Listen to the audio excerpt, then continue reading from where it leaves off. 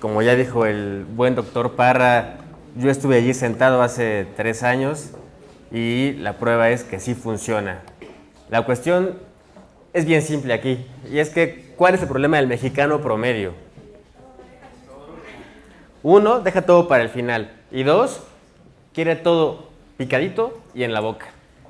Nos encanta no hacer nada de esfuerzo. Ese es el gran problema de este país, que está lleno, y me incluyo porque todos caemos en eso a veces, de mediocridad. Queremos un curso que nos firmen bajo notario que vamos a pasar el nacional, pero pasamos en el Face 1 hora al día, en el WhatsApp otra hora al día, nos damos de fiesta, que el bautizo del sobrinito, y el nacional no es para esas personas. Ser especialista no es para esas personas. Si no estás dispuesto a fletarte 6 horas al día de aquí al nacional, no vas a pasar. Si estás dispuesto a eso, sí vas a pasar. El nacional va a sonar payaso, y veo a muchos de mi generación que me da gusto verlos, y no soy payaso, la verdad, quiero pensar, pero el nacional no es difícil. El nacional es para quien estudia. No es un monstruo con 20 cabezas como te lo pintan a veces. No, no es difícil. Quien estudia adquiere la seguridad necesaria para enfrentarse a lo que te pongan. Y sales del nacional contento como, me aventé un buen round y sí pasé. Y te imprimen la hoja de resultados y sabes que pasaste. Es muy padre, es una sensación muy gratificante salir del nacional, que te impriman la hoja y veas un puntaje, qué sé yo, 80. Y sabes que pasaste para lo que quieras. Es muy feo. 2 otras opciones. Una, sacar 50 y saber que no te alcanza ni para familiar.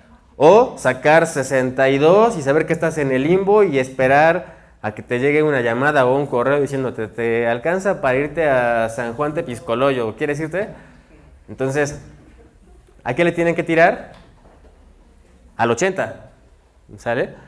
Y bueno, antes de empezar, les voy a dar un poquito de motivación.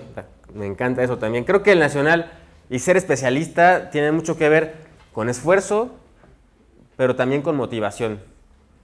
Porque esto es una parte. Espérense al R1. Espérense al R1. Y si no tienes la capacidad de automotivarte, además de estudiar, vas a quebrar. Cuando yo fui R2, 2 de mis R1 renunciaron. Ahora, al final de la especialidad, ya 1 renunció.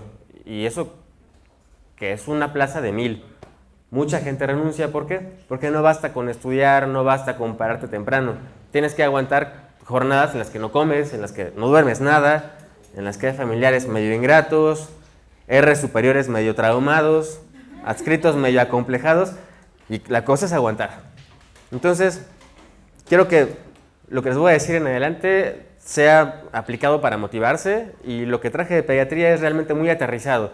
No vengo a decirles el Nelson y el Martínez resumido porque no daría tiempo. Para eso hagan 3 años de pediatría. Pero sí lo que se pregunta en el nacional. Les traigo lo que suele ser más preguntado, muy aterrizado para que ustedes realmente le saquen provecho. Y antes de empezar, les voy a poner lo que les decía de motivación. ¿Qué va a empezar en julio? Las Olimpiadas, ¿no? Brasil. Y bueno, todo el mundo se siente experto en todos los deportes, ¿no? Entre ellos el tiro con arco. No, sí. Bueno, imagínense que todos ustedes son finalistas de la prueba de tiro con arco. Han entrenado toda su vida. Es más, su papá es un traumado que desde los 2 años les dio de regalo de Reyes. Bueno, ya todos saben que los papás son los reyes, ¿verdad? Les regaló un arco de fibra de carbono y llevan toda la vida entrenándose en tiro con arco. Son los mejores. Llegan a la final contra el típico japonés o asiático que es experto y fenomenal y que toca piano, violín y cello. Preparan su flecha, visualizan la diana, llegaron a la final y disparan.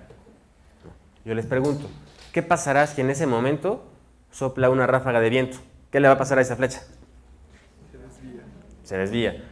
¿Qué pasará si en ese momento llega la finalista de Finlandia, una güerota guapísima, y te hace cosquillas en la oreja? ¿Qué le va a pasar a esa flecha? Se va a desviar. ¿Qué pasará si la noche anterior en la fiesta, en la concentración de los Olímpicos, te pusiste hasta las chanclas y te da un retortijón? La flecha se va a desviar. ¿A qué voy con esto? Que esa flecha depende de lo que pasa afuera para llegar a su objetivo.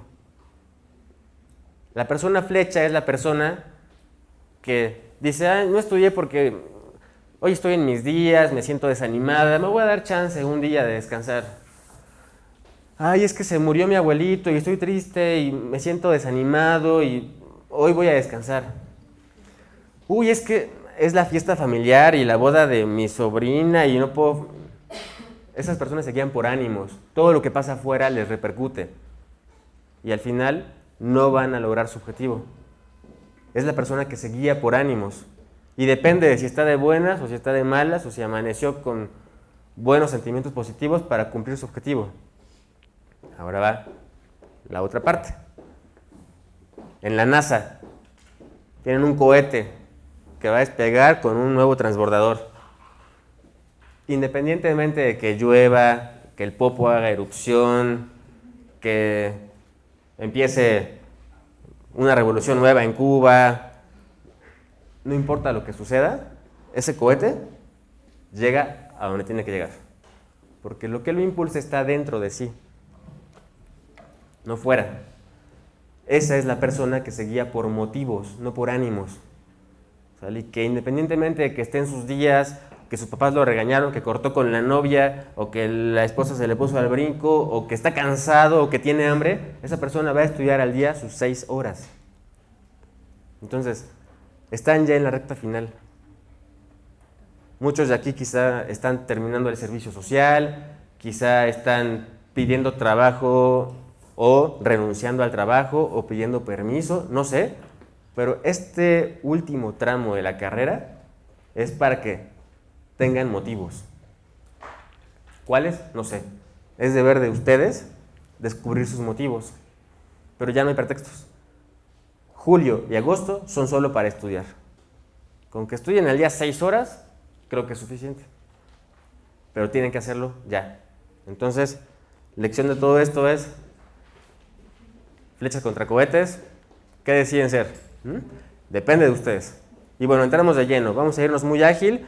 Va a ser muy aterrizado. Anoten lo más importante. Esto se les va a quedar. Entonces, no sean el típico alumno que copia todo y después quiere leer y no entendió nada en la plática. Si tienen dudas, me pueden interrumpir con toda confianza y la resolvemos en su momento. Vamos con reanimación neonatal. No les voy a dar el curso completo de reanimación neonatal, tampoco les voy a dar todo el manual, es demasiado conocimiento. Les voy a decir qué es lo que se suele preguntar. ¿Por qué? Porque yo hice el nacional y a mis R2 y a mis R1 les he preguntado, oye, ¿qué te preguntaron de pediatría? Y más o menos tengo noción de qué es lo que siempre se pregunta. No se compliquen la vida por allí con las preguntas de tratamiento de indometacina. No te van a preguntar cuándo dar indometacina, pero, digo, es bueno saberlo. Pero sí, esta recta final, enfóquense a lo que estadísticamente les es más útil. La mitad del nacional es mucho Gineipedia. Sean expertos en mucho Gineipedia y van a asegurar que por sola probabilidad y estadística pasen. Bien, esto es muy preguntado. Es el 100% de tus pacientes. ¿A quiénes les haces qué cosa? Bueno, al 100% de los pacientes se les evalúa el riesgo de requerir reanimación con 3 preguntas que ahorita vamos a hacer énfasis en cuáles son. A todos los pacientes se les otorga lo que se conoce como pasos iniciales de atención al recién nacido, que vamos a ver cuáles son. Y a todos los pacientes se les seca y estimula. Así que pregunta clásica del nacional. ¿A qué porcentaje de recién nacidos se les debe proporcionar calor y estimular? 100%. Sale, ahí está una pregunta buena ya. Después, del 100% de pacientes que nacen, de los recién nacidos que nacen, ¿a cuántos pacientes se les administra oxígeno suplementario de cualquier forma? No se compliquen si hay que intubar, si es flujo libre, si es con un CPAP, si es con ventilación con máscara. Oxígeno, fin. ¿A cuántos? Al 10%. Y allá anoten, eso se llama... ¿Cómo se llama? ¿Alguien sabe? ¿Quién ya llevó el curso de reanimación neonatal? ¿Cómo se le llama al administrar oxígeno a un recién nacido? Maniobras avanzadas, no. Mal. ¿Cómo se le llama? Maniobras adicionales, pregunta del nacional. Maniobras adicionales. Oxígeno son maniobras adicionales. Y finalmente, únicamente al 1% de los bebés recién nacidos llegamos a más, a invadir Ahí sí intubamos, damos compresiones y posiblemente administramos medicamentos. ¿Qué medicamento es el más usado y que no vamos a ver? Adrenalina. Esas se conocen como maniobras avanzadas de reanimación. Entonces, pregunta del Nacional, ¿cuál de las siguientes opciones no es maniobra avanzada de reanimación? A ver, inciso A, compresiones. Inciso B, medicamentos. Inciso C, oxígeno a flujo libre. Inciso D, todas las anteriores. C, oxígeno. ¿Ya vieron qué fácil es? No se compliquen con el manual de reanimación. Esto es lo que se pregunta. Después, muy preguntado también. Mencioné antes que el 100% de los pacientes requieren que tú, como médico general, que acuérdense que el examen evalúa médico general, no a un especialista, entonces al 100% de pacientes que nacen se les evalúa el riesgo con 3 preguntas, muy preguntadas, valga la redundancia. Embarazo a término, respira o llora y si tiene tono muscular, aprendidas de memoria. Después, pregunta también muy realizada en el examen nacional, ¿cuáles son los pasos iniciales de la reanimación? Piensen con sentido común. Te dan a un niño en sala de tococirugía, ¿qué le haces? ¿Lo aspiras allí en tus brazos? No, lo llevas a la cuna radiante, entonces proveer calor o llevar a cuna radiante. Después posicionar la cabeza, ¿en qué posición? Ya saben, olfateo, dicho hasta el cansancio. Después aspirar secreciones, ¿en qué orden? Boca y nariz, mnemotecnia, B va antes de N, boca, nariz. Y finalmente, secar y estimular, en ese orden. No se seca y estimula al bebé antes de aspirar secreciones. ¿Por qué? Porque si tiene la boca llena de secreciones y lo estimulas, va para adentro todo ese moco y adiós. Entonces, pasos iniciales. Aquí esta llavecita es clave. Pregunta del Nacional. Únicamente si tienes un niño con líquido teñido de meconio y no vigoroso, o sea, un niño moco, todo colgante, así en la mano el ginecólogo te lo da, en ese niño te saltas pasos iniciales e inmediatamente intubas tráquea y realizas aspiración de meconio. Entonces, ¿qué te podrían preguntar? En adelante es otro consejo que les doy. Piensen como Sherlock Holmes, o sea, piensen mal del que te va a preguntar. Trata de anticiparte y trata de pensar, ¿qué me pueden preguntar? Bueno, si te ponen un caso clínico de un recién nacido con líquido teñido de meconio y que no tiene tono muscular y que no tiene esfuerzo respiratorio, no pienses que hay que hacerle pasos iniciales, ¿sale? Piensa que lo que hay que hacer es intubar y aspirar. O al revés. Un caso muy preguntado es líquido, recién nacido de término, te ponen 1000 distractores y te dicen, tiene líquido meconio 5 cruces, huele hasta popó y vigoroso. ¿Qué le haces? Pasos iniciales. Bien, siguientes preguntas importantes. ¿Cuánto tiempo duran pasos iniciales? Que son los que ya mencionamos. Únicamente 30 segundos. Siguiente cuestión importante que siempre se pregunta. ¿Qué se hace después de hacer los pasos iniciales? Ya vimos que te dan al niño, cuna radiante, aspiras secreciones, secas y estimulas. ¿Pero qué haces después de eso? Checar frecuencia cardíaca. ¿Cuánto tiene que ser la frecuencia cardíaca? Más de 100. Si es menos de 100, ¿qué haces? Ventilación con presión positiva. ¿Ya ven? Ya saben, ya están hechos. Fácil. ¿Qué números hay que aprenderse? Pediatría son muchos números y por eso le tienen pavor muchos de ustedes. Bueno, aquí está fácil, nada más son 2 números, 100 y 60. 100 es el valor de frecuencia respiratoria para decidir si das o no BPP. Fin. Y 60 es el valor de frecuencia cardíaca para saber si le das o no compresiones. ¿Sencillo? ¿Dudas allí? Esto es lo que van a preguntarles.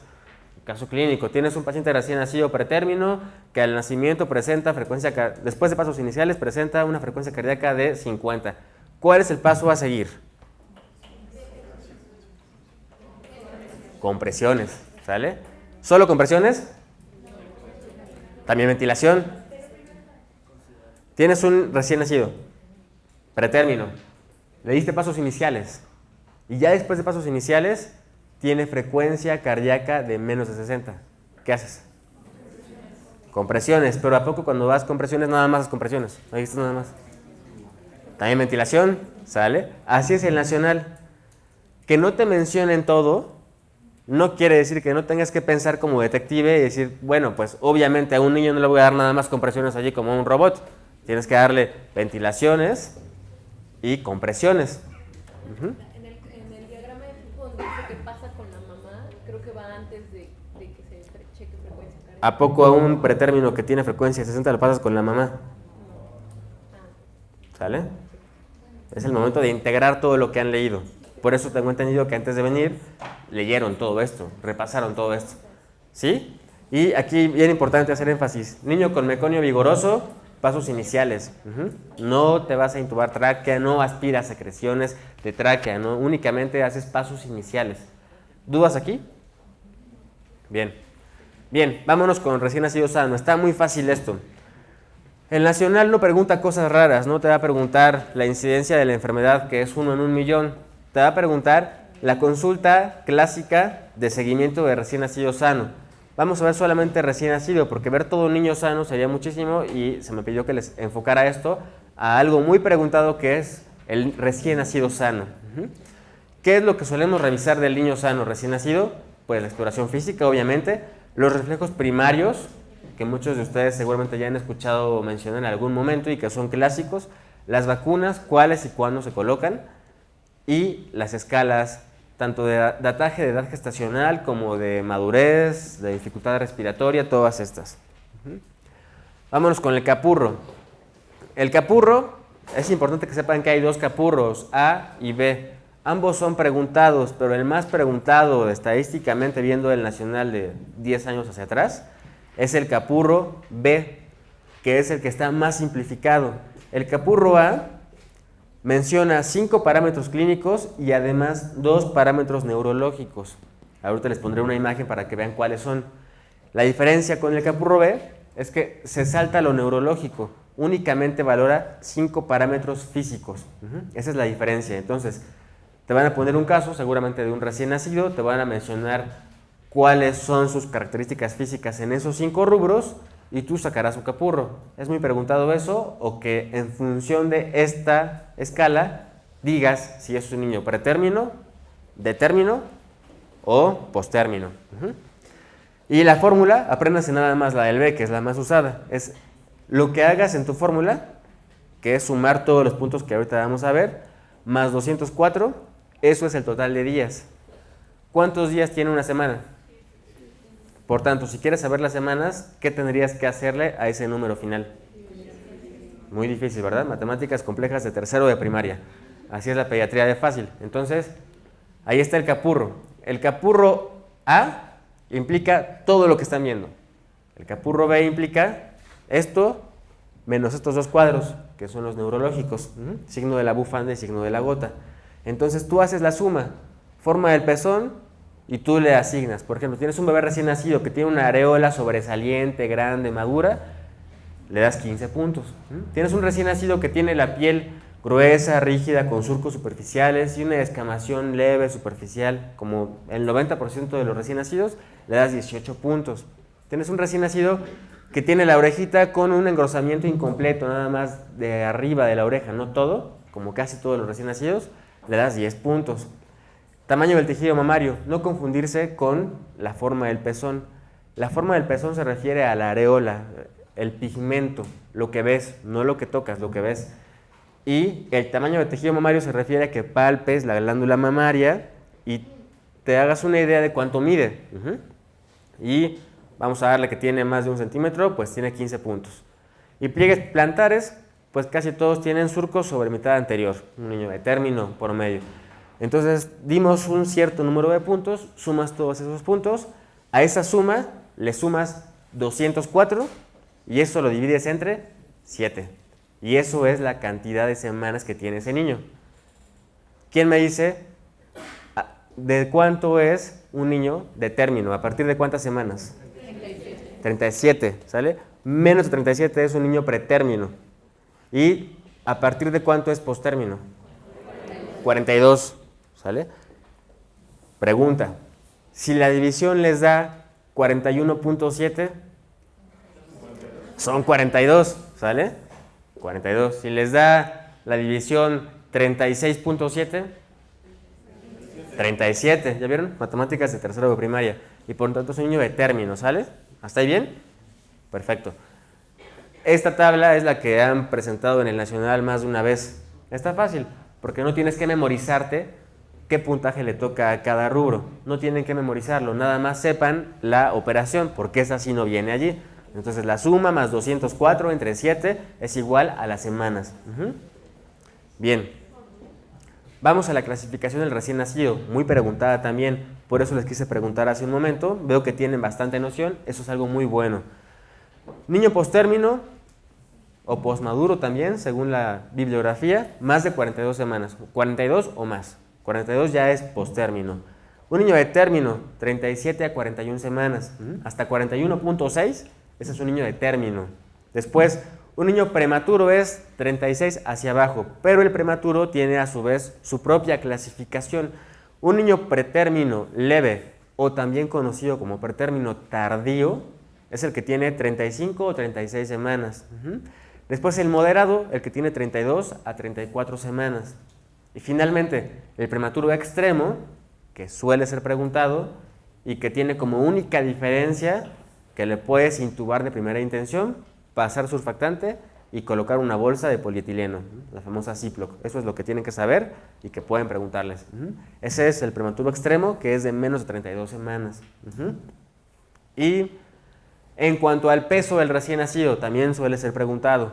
¿A partir de cuánto se considera un niño macrosómico? Para fines de examen, 4 kilos. Aunque para fines de pediatría, y se los doy como tip, no tiene mucho que cambió, arriba de 3,800 ya es un niño macrosómico. Pero para fines de examen, 4 kilos. Un niño de peso adecuado para fines de examen, desde 2,500 hasta 4 kilos. Bueno, 3,999. Un niño con bajo peso se considera para fines de examen del 1,5 kg a 2,5 kg. Muy bajo peso al nacer, 1 kilo a 1,5 kg. Y el extremadamente bajo peso al nacer, que suele ser concordante con un prematuro extremo, es el de 500 a 1,000 gramos. Pregunta también, ¿a partir de cuánto peso en México es legal reanimar a un niño? O preguntado de otra forma, ¿a partir de cuánto ya no reanimas? 700. A menos que sea en un tercer nivel, pero bueno, para fines de examen, 700 podría ser justificable y ético que no le des maniobras. ¿Dudas ahí? Bien. Vamos a la escala de Silverman. Usada hasta el cansancio, preguntada hasta el cansancio. Hay varias preguntas del Nacional que mencionan Silverman, tanto en neonatos como en pediátricos más grandes. Bien importante esto. Son 5 criterios. Cada parámetro que vamos a ver en una tabla tiene un puntaje. 0 si no se encuentra presente, 1 si está leve y 2 si es marcado. Evítense complicaciones de si es arriba de las costillas, abajo, no. Si lo entienden así, van a saber responder. Sentido común, 0 no está, 1 está leve, 2 es marcado, fácilmente identificable. Y aquí está. Tenemos 5 rubros. La disociación torácico-abdominal, retracciones intercostales, retracción sifoidea, que en algunas ocasiones se pregunta como subsifoidea, no se confundan, es retracción. Aleteo nasal y quejido. Tampoco se compliquen si les dicen quejido inspiratorio o expiratorio. Para fines de Silverman es quejido. Si se encuentra entonces ausente, 0. Por tanto, un niño que no tiene dificultad respiratoria, 0. Si se encuentra de manera leve, les decía, no se compliquen si les dicen inspiración, en expiración. Si te dicen solo por estetoscopio, pues sentido común, es leve nada más. Si te dicen marcado, fácilmente audible, generalizado, son palabras que su mente tiene que traducir en marcado. Y ahí va otro tip. Hagan que su cerebro, de aquí a septiembre, traduzca las palabras en qué es lo que les quieren preguntar, ¿sale? Resuman todo, vean las preguntas de un solo tirón y traten de anticipar qué es lo que se quiere preguntar. ¿Qué interpretación tiene? ¿Esto por qué es útil? Porque los casos del Nacional, bueno, hay muchos tipos de preguntas, pero buena parte de las preguntas, sobre todo en pediatría, son casos clínicos seriados. Entonces te ponen un caso clínico en donde está un niño con dificultad y tienes que responder qué tipo de Silverman, eso qué traduce, o sea, cuál es su interpretación y cuál es el manejo que le darías. Entonces, si tienes mal el primero, pues tendrás mal posiblemente todos los demás. Entonces, de ahí la importancia de que sepan la traducción. Del Silberman, si tiene 0, pues obviamente es normal. Si tiene de 1 a 3, se considera como una dificultad respiratoria leve. Importantísimo eso. 4 a 5, moderada. Y más de 5 se considera una dificultad respiratoria severa que amerita casi siempre ventilación mecánica. Asegurar vía aérea, intubación. Bien, y aquí está el tratamiento a seguir en cada uno de los casos. En el caso de que tengas un Silberman de 3, o sea, dificultad leve, únicamente manejas oxígeno suplementario, flujo libre, casco cefálico, lo que tú quieras que sea únicamente oxígeno, no invadir. Después, si tienes dificultad moderada, que decíamos es 4 a 5, no más de 5, 4 o 5, se usa el CPAP. ¿Alguien sabe qué quiere decir CPAP? Exactamente, presión positiva continua en la vía aérea. Ese es el método a usarse en dificultad moderada. Y finalmente, más de 5, ahí es intubación. ¿Dudas allí? Bien. En casos clínicos veremos si realmente eso quedó claro. Vamos con el Apgar. Muy fácil, preguntaba hasta el cansancio, y lo más ridículo del asunto es que cuando la CIF saca la estadística de cuántos se equivocaron en qué cosa, estas preguntas siempre las tienen mal. Y son regalos del cielo. O sea, desde el cielo, una hermosa mañana, así te trajo esto. O sea, está facilísimo. ¿Sale? Son 5 criterios. Apréndanse la mnemotecnia de Apgar. A, de apariencia, o sea, color. Pulso, o sea, frecuencia cardíaca. Gesto, o sea, la mueca, es la reactividad al pasar la sonda. La actividad, que es el tono muscular, y la respiración. Ojo, no frecuencia respiratoria. Por lo menos en 5 nacionales han preguntado capciosamente algo de Apgar, pone frecuencia respiratoria y ahí van y se equivocan. La frecuencia respiratoria no cuenta, es un distractor nada más. Únicamente cuenta el esfuerzo respiratorio. Apréndanse la mnemotecnia y entiéndanla, ¿sale? Entiéndanla y verán que es muy fácil. Y aquí es otro dato importante muy preguntado.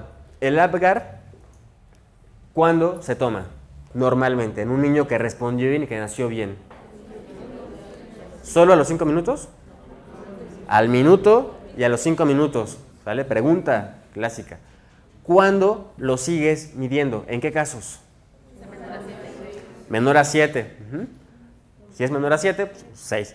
En esos casos se mide cada 5 minutos, por lo menos hasta los 15 minutos. Hasta los 15 minutos. Y si sigue siendo un Apgar bajo, se sigue midiendo. Se sigue midiendo. ¿Hasta ahí bien? Bien. Aquí está la tabla. Frecuencia cardíaca. Puntaje 0, 1, 2. Se encuentra ausente, menos de 100 o más de 100. Tiene que estar de memoria eso. Y les decía, pediatría es fácil porque son números a aprenderse y ya. Simple y sencillo. 100. Esfuerzo respiratorio. Obviamente ausente es 0. Si está débil o irregular es 1. Y si es un llanto vigoroso, 2. Otro tip. Siempre que digan vigoroso en pediatría es bien, bueno, el máximo puntaje. No le estén pensando si es 1, máximo puntaje. Tono muscular. Niño moco. Así es total. Te lo dan así, está colgando. ¿Sale? 0. Cierta flexión de extremidades, 1. Con buen tono, casi siempre flexión de miembros pélvicos y torácicos, eso es puntaje 2. La irritabilidad refleja o el gesto de la mnemotecnia que les dije. Si no hay respuesta, si hay reacción discreta o si hay llanto. Entonces, un niño clásico, apréndanse el número 2 y verán que es lo más fácil. Un niño que tiene buen tono, que está llorando, que tiene buen esfuerzo respiratorio y obviamente un niño que llore y que tiene tono no va a tener frecuencia cardíaca de 70, va a tener 140, 150. Y el color rosado es el máximo. Ningún niño nace rosado más que el hijo del pediatra. O sea, todos tienen acrocianosis. Y en el caso de puntaje 0, pues un niño cianótico, ¿sale? Totalmente hipotónico. ¿Dudas con el Apgar? Menor de 7 puntos cada tiempo. Cada 5 minutos, hasta los 15 minutos. Bien. Interpretación. Pregunta del Nacional. ¿El Apgar para qué sirve? Solo sirve para una cosa. ¿Quién me dice para qué? La respuesta media. No. La adaptación. Tampoco. Me dijeron estado hemodinámico, no. Adaptación, tampoco. ¿Qué otra? Tampoco. Pregunta, ahí les va. Tiene una única función, es valor pronóstico. Fin. ¿Sale? Un niño que tiene un Apgar bajísimo, que no recuperó, es un niño con muy probables secuelas neurológicas. Entonces, el Apgar sirve solo para eso, como un factor pronóstico. Bien, 7 a 10 vigoroso, 4 a 6 se considera depresión leve y menor de 4 depresión grave. Esa es la clasificación y podrían preguntarles, en función del puntaje que usted adjudicó al Apgar de este niño, ¿qué grado de depresión determina? Y tendrían que decidir entre estas opciones. Después vamos a la exploración física. Sentido común, tampoco se compliquen demasiado la vida. Vamos a ver el color de la piel, si presenta algún tipo de movimiento anormal, la postura, que normal es flexión de todas las extremidades. Si existen lesiones dérmicas, veremos cuáles son las más preguntadas y frecuentes, qué tipo de respiración y si existe algún defecto anatómico, que también suele ser preguntado. Vean aquí, ¿cómo se llama esa grasita blanca? Vermis caseosa. Ponen fotos, y su manejo, te van a poner un Vermix, manejo, 1, remitir al dermatólogo, 2, internar en UCIN, 3, explicar a la madre que es normal, 4, todas las anteriores. Normal, ¿no? Así es fácil, el nacional es fácil realmente. Tono muscular normal, ¿sale? Flexión de todas las extremidades, sin movimientos anormales. ¿Cómo se llama el vello que tienen los bebés al nacer? Lanugo. ¿En quién se va más? ¿En término, postérmino o pretérmino? En el postérmino. Por tanto, tienes un niño que tiene lanugo, piensa, me van a preguntar cosas de postérmino. ¿Cómo qué? Como meconio. ¿Ya vieron? Fácil. Y finalmente, ¿cómo se llama esta mancha? Mancha en vino de Oporto. ¿Sale? Así se llama. ¿Cómo se llama esa coloración de arriba? Reticular, patrón reticular. En los neonatos no se llama necesariamente lívedo reticularis, porque no tiene tanto que ver con la respuesta microvascular que sucede en medicina interna y en adultos. En niños eso puede ser normal, es por una falta de regulación del tono de los vasos de la última capa de la dermis. Entonces es patrón reticular. ¿En qué tienen que pensar? Niño sano que se enfrió o sepsis. ¿Cómo se llama aquello? Ictiosis. ¿Cómo se llama esto? Milium, o quistes de milium o miliaria. ¿De qué están conformados? Queratina, ¿sale? Muy preguntado eso, y te ponen inciso A para que lo veas luego, glándulas sebáceas tapadas, secreción sebácea. No, es queratina. ¿Qué se le hace? Nada. ¿Cómo se llama esto? Súper preguntado. Ponen una foto de esto. Recién nacido, de término, 39 semanas de gestación, embarazo normoevolutivo obtenido por cesárea electiva. A los 2 días la madre acude a su centro de salud refiriendo lesiones cutáneas de predominio en cara, tronco y extremidades. Pone la foto. ¿Qué es eso?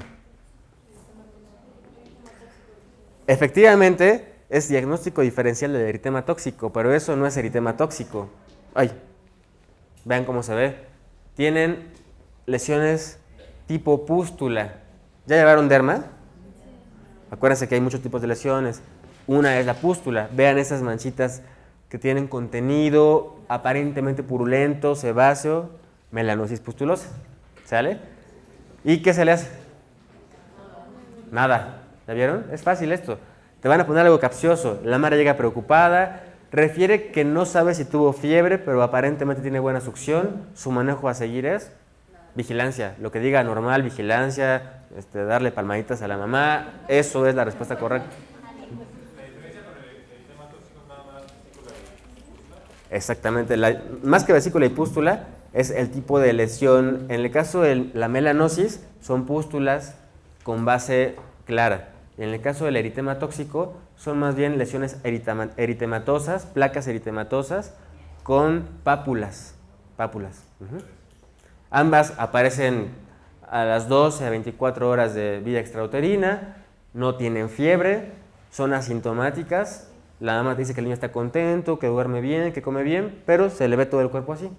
Ambas son solamente vigilar. Otro dato importante, estas tienen infiltrado de eosinófilos, mientras que la otra tiene infiltrados de polimorfonucleares. Fontanelas. ¿Cuál es la fontanela que tiene que sentirse a fuerza en todo recién nacido? Anterior. La posterior puede nacer con ella cerrada. ¿Al cuánto tiempo tiene que cerrarse la fontanela posterior en caso de que el niño nazca con ella abierta? 2 meses. ¿Al cuánto tiempo tiene que cerrarse la fontanela anterior? 9 a 18 meses. Anoten eso, porque eso sí es así. No es 9 al año, no es 15 meses, es 9 a 18 meses. ¿En qué piensan si palpan una fontanela anterior amplia? Díganme 3 cosas. Hidrocefalia. Hipotiroidismo. ¿Una más? Genética. Hay 50,000 alteraciones genéticas. Una específica, fácil. Trisomía 21, Down, ¿sale? Esas son 3 clásicas preguntadas con fontanela anterior amplia. ¿Cuánto tiene que medir al nacimiento la fontanela anterior? Promedio 2.5 por 2.5. ¿Dudas con las fontanelas? Máximo a los 2 meses. Hipotiroidismo, por mucho, es la más frecuente. ¿Cómo se llama el defecto en el cual las fontanelas nacen cerradas o se cierran antes de tiempo?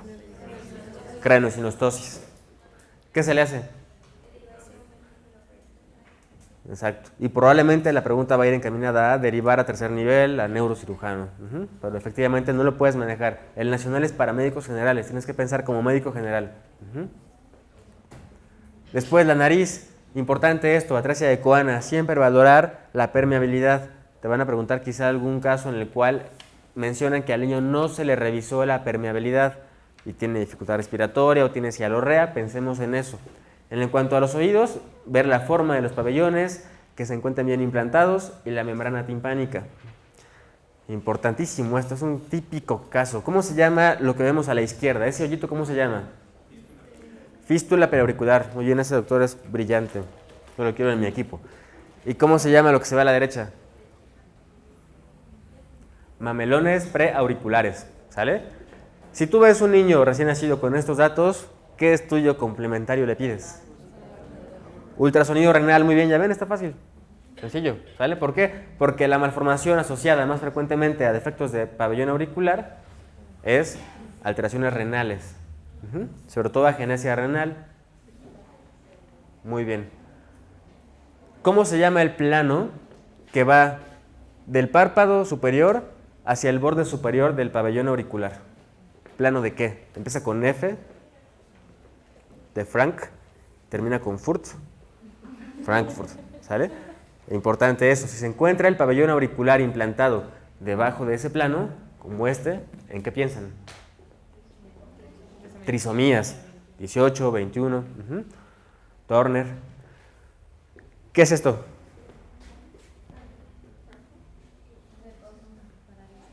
Parálisis facial. Ojo, porque es muy preguntado, todo tipo de lesiones asociadas a trauma obstétrico, sobre todo y por excelencia, parálisis facial y parálisis de nervio braquial, de plexo braquial, ¿vale? Herb Duchenne y Klumpke. Esos son súper preguntadas. ¿Y cómo se llaman esos quistes en la boca? De Epstein. Muy bien. ¿Qué les haces? Nada. Tórax. La forma del tórax. ¿Cuáles son las 2 grandes anomalías o defectos en cuanto a que está saliente o hundido? Pectus, carinatum y excavatum. Fáciles. ¿A cuál de esos derivas con el cardiólogo? Al excavatum. El carinatum, 90% de los casos, no tiene ninguna otra asociación y no pasa nada. Ver el diámetro, buscarle mamas supernumerarias en la línea mamaria. Ahí. ¿Cómo se le llama en el verbum populi a la leche de los neonatos? Leche de brujas. ¿Y qué le haces? Nada. ¿Y por qué sale?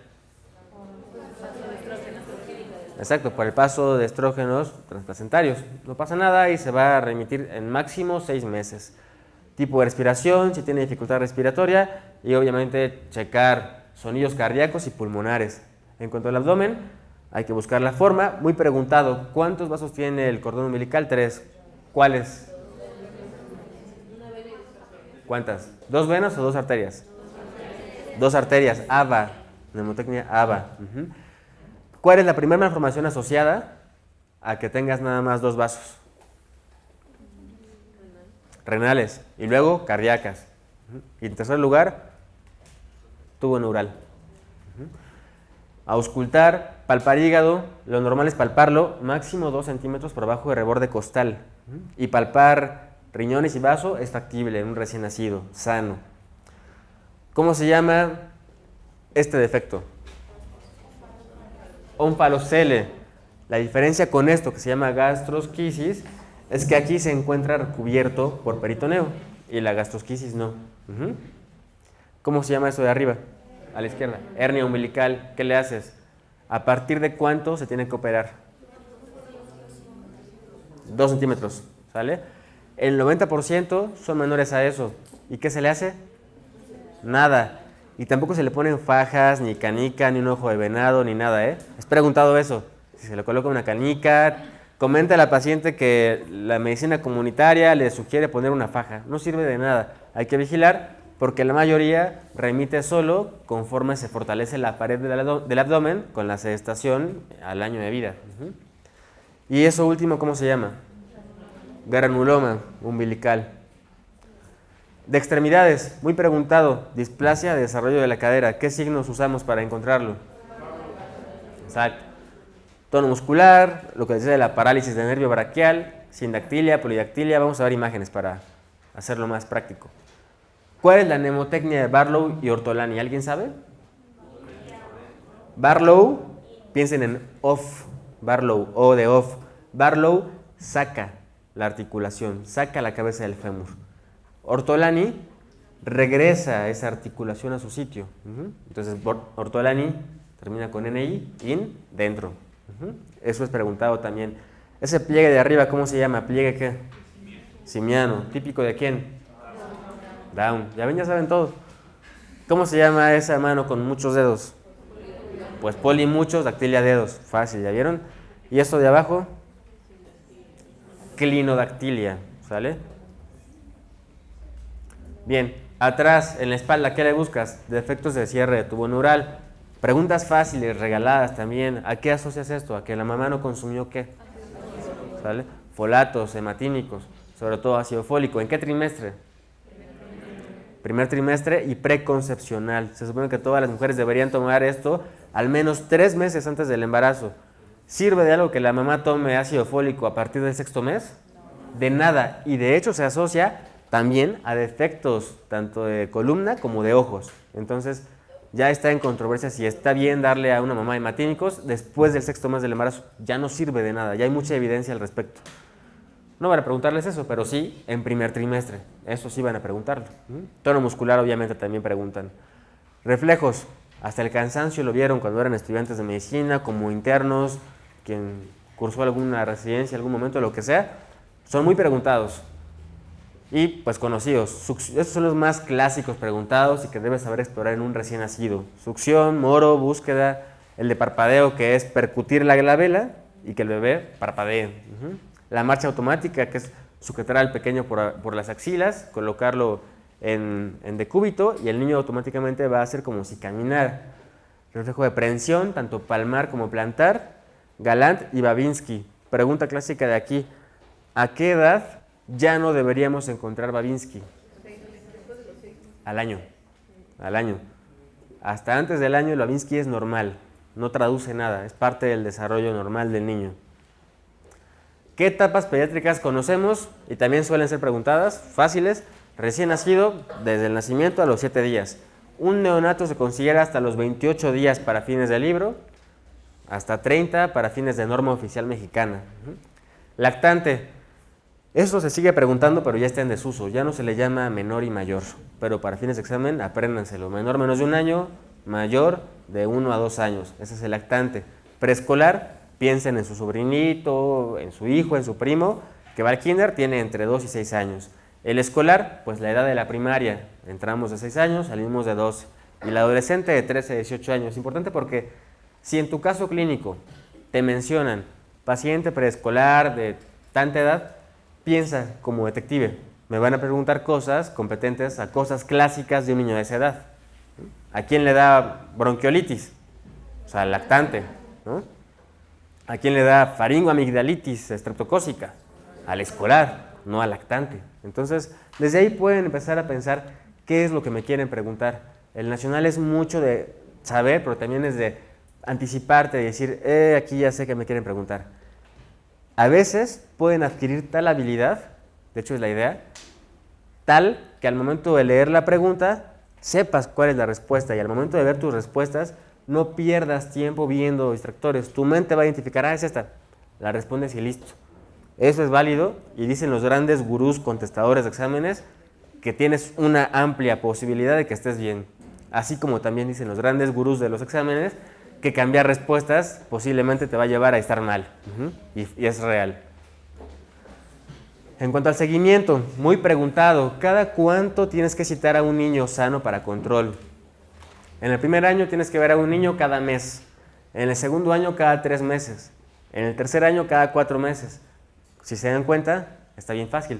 Le vas sumando un número, 3 meses, 4 meses. A partir de los 4 años, es decir, siendo un niño preescolar todavía, se considera por norma oficial que cada 6 meses deberías ver a ese niño, tenga o no alguna patología. Y a partir de los 10 años, ya un escolar casi adolescente, se considera que deberías ver al niño una vez al año hasta los 18 años. Y ya terminando, esto vino en mi examen nacional, es real, si lo preguntan y es bien fácil. Y es una pregunta regalada. Sobre todo esta fórmula. ¿Cómo saber el peso ideal de un niño entre el primer año de vida y los 8 años? Es edad en años por 2 más 8. Aprendes esa fórmula porque sí vienen preguntas. Paciente masculino de 8 años de edad acude a consulta de control. Refiere a la madre que siente que su niño no gana peso y que no come bien. Te ponen un montón de distractores. Refiere que come huevo y una canica al día. Te ponen 1000 distractores. Inciso A. ¿Cuál es el peso esperado de ese niño? Usen la fórmula. Díganme, ¿cuánto tendría que pesar un niño de 8 años? 8 por 2, 16. Más 8, 24. Matemáticas complejas de tercero de primaria. Fácil. Y el niño al año mide 75 centímetros. Suele ser preguntado eso.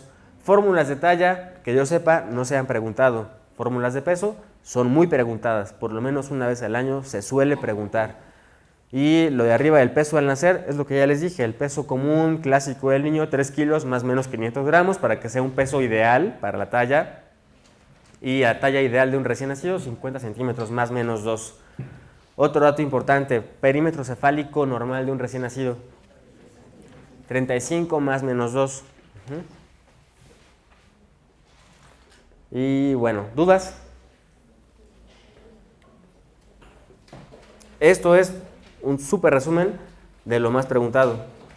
No es pediatría total, que tengo entendido que ya vieron buenos módulos de pediatría, pero esto es muy de lo más preguntado del recién nacido sano y el abordaje inicial del recién nacido en cuanto a lo más preguntado de reanimación. El manual tienen que repasarlo ustedes. Mi sugerencia es no lean todo el manual, apréndanse el algoritmo, nada más. Miren la página 4, está bien fácil.